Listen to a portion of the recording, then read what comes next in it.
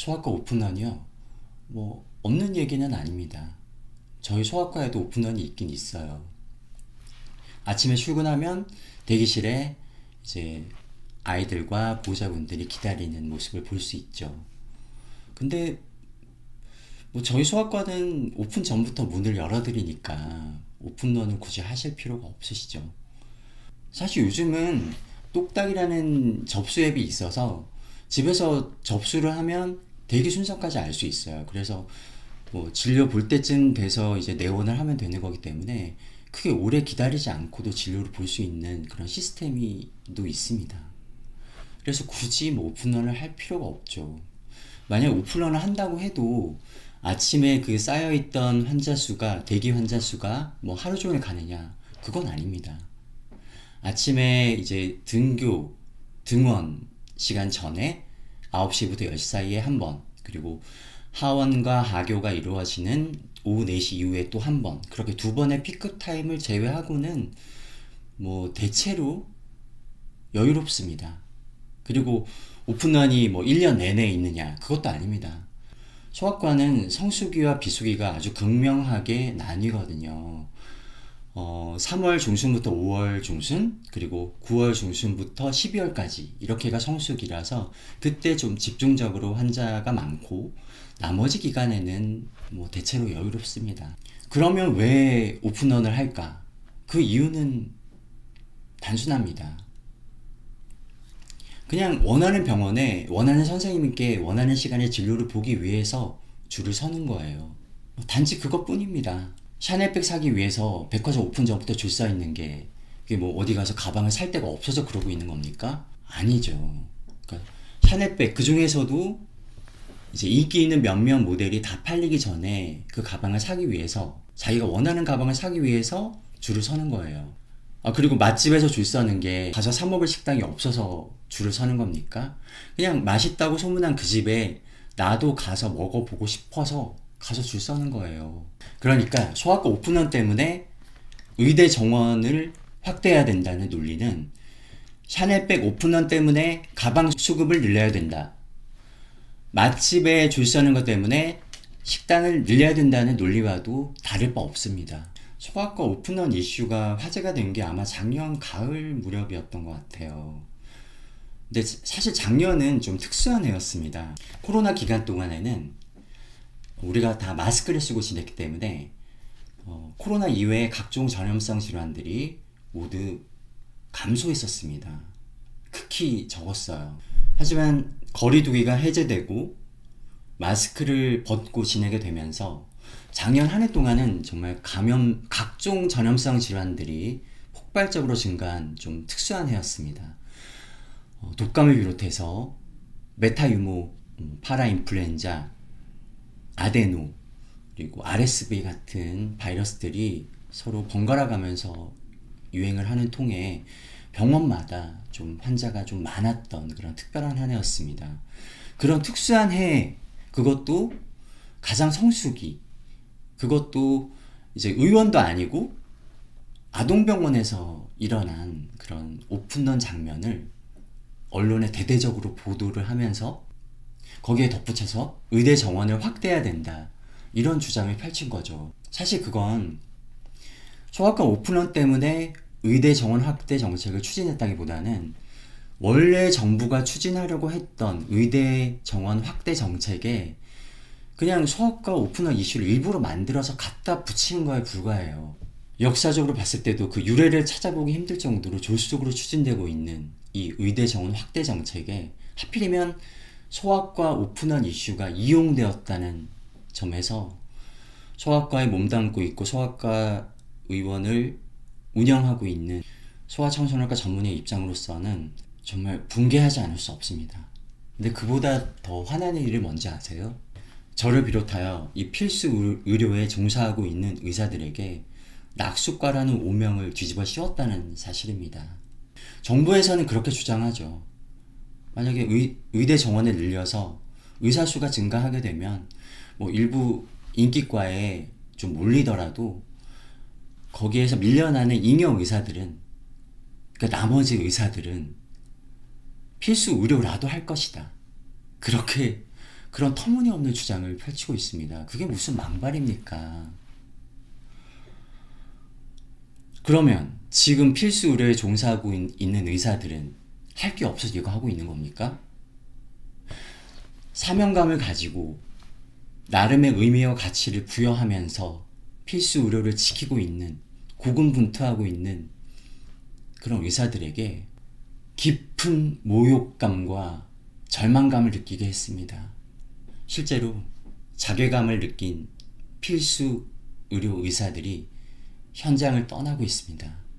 의대의 교수님으로서는 전국 최초로 사직서를 제출하셨던 경북대학교 이식혈관외과의 윤우성 교수님.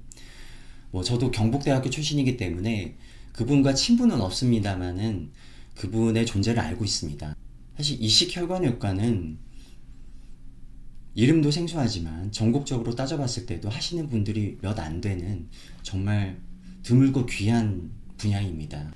그렇게 대체 불가하고 억만금을 들여서도 모시기 힘들고 어디 만들어내기도 어려운 그런 귀한 인재들이 자괴감을 느끼고 제자들한테 대한 미안함을 표시하면서 사직서를 제출하고 현장을 떠나고 있습니다. 세브란스 병원 소아청소년과에서 혈액 종양 분야 교수님을 하고 계시는 한정우 선생님이 이런 말씀을 하셨습니다. 생명을 지킨다는 자부심을 느끼고 싶어서 아이들이 좋아서 소아암 진료를 택했다. 2,000명을 더 뽑으면 그중 일부라도 소아과에 갈 것이라는 정부의 낙수론이 현재 남아있는 소아과 의사들의 자긍심마저 짓밟고 있다. 사실 이분들은 돈 때문에 그 자리를 지키고 계신 게 절대 아닙니다. 이분들은 오히려 그 자리를 벗어나면 더 안락하고 마음 편하게 사실 수 있는 분들이에요. 불과 얼마 전까지만 해도 묵묵히 자기 자리 잘 지키고 계셨던 그분들한테 지금 뭐 하는 짓입니까? 필수 의료의 최전방에 계시는 분들이 아니래잖아요. 아니라고 하면서 사직서를 제출하고 현장을 떠나고 계시잖아요. 근데 왜 그분들의 의견에는 귀를 기울이지 않는 겁니까? 전공의와 의대생들, 그 친구들 진짜 힘들게 의대 간 친구들이에요.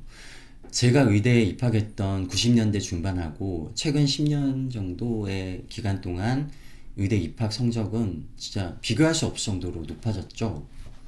아마 다 상위 1% 안에 전국 상위 1% 안에 들어가는 수재들이었죠, 모두. 그 친구들은 아마 초등학교 들어가기 전부터도 주변에서 천재 소리 들으면서 정말 열심히 살아왔던 친구들일 거예요. 1분 1초도 아마 허투루 살지 않았을 거예요. 어떻게 들어간 의대며 어떻게 들어간 병원인데요. 빅5 병원에 들어가는 거 정말 어렵습니다. 의대 성적과 국시 성적이 다 최상위권이라야 들어갈 수 있는 병원이에요. 그렇게 어렵게 들어간 의대와 어렵게 들어간 병원을 다 포기하고 뛰쳐나갔어요.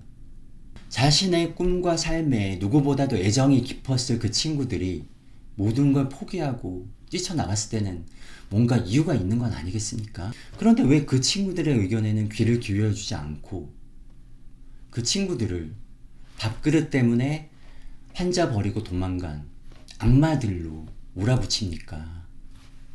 사실 그 친구들은 자기 밥그릇 아직 제대로 한번 잡아보지도 못한 친구들이에요. 그들은 밥그릇 싸움을 하고 있는 게 아닙니다. 그들은 그저 이 대한민국 의료의 미래에는 희망이 없다고 생각하고 수련을 받는 것도 더 이상 의미 없다고 생각하고 다 포기하고 뛰쳐나간 거예요. 이 정부에서 착각을 하고 있는 게 있는데 정부는 전공의가 파업을 하고 있다고 생각하고 있어요. 쇼를 하고 있다고도 생각하고 있죠. 하지만 그 친구들은 파업을 하고 쇼를 하고 있는 게 아니라 그냥 사직을 한 거예요. 대한민국에서는 더 이상 수련을 할 의미가 없다고 생각하고 그냥 다 포기하고 뛰쳐나간 거예요. 아마 극적으로 사태가 해결된다고 해도 안 돌아오는 친구들 많을 거예요. 특히나 낙수과라는 오명을 뒤집어 쓴 필수 의료과 하던 그 친구들, 천연 기념물보다 더 귀한 그 친구들은 더더욱 안 돌아오겠죠.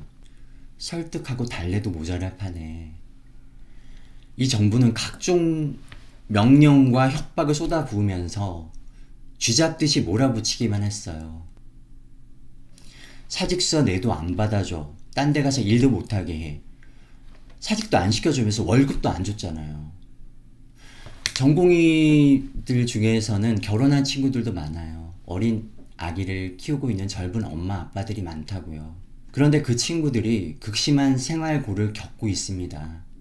그런데 극심한 생활고를 겪는 전공의들이 마이너스 통장을 의지하고 살아가고 있다는 보도가 나간 지 하루 만에 국민은행에서 닥터론 대출을 막고 이미 나가 있는 마이너스 통장도 사직이 확인되면 회수할 것이라는 그런 보도를 냈습니다. 너무 잔인하지 않습니까? 그 젊은 친구들한테 국민은행이 미치지 않고서야 자기들 뜻대로 그런 보도자료를 내진 않았을 테고 분명 정부의 압박이 있었겠죠. 정말 악마가 따로 없습니다. 악마는 의사가 아니라 정부가 악마입니다. 사직 금지 명령, 사직서 수리 금지 명령, 진료 개시 명령, 진료 유지 명령, 자동 임용 명령, 취업 금지 명령, 개업 불가 명령, 무슨 생전 듣지도 보지도 못했던 명령들이 그렇게나 많은지. 언제 우리나라가, 우리 자유 대한민국이 명령으로 움직이는 나라가 되었습니까? 대통령은 명령을 내리는 자가 아닙니다. 국민의 명령을 받드는 자가 바로 대통령입니다. 의사도 국민입니다. 의사가 국민이라는 걸 입증할 수 있는 방법은 지금으로서는 투표밖에 없네요. 가슴 밑바닥에서 끓어오르는 진심을 담아서 제가 끌어올 수 있는 모든 역량을 모아서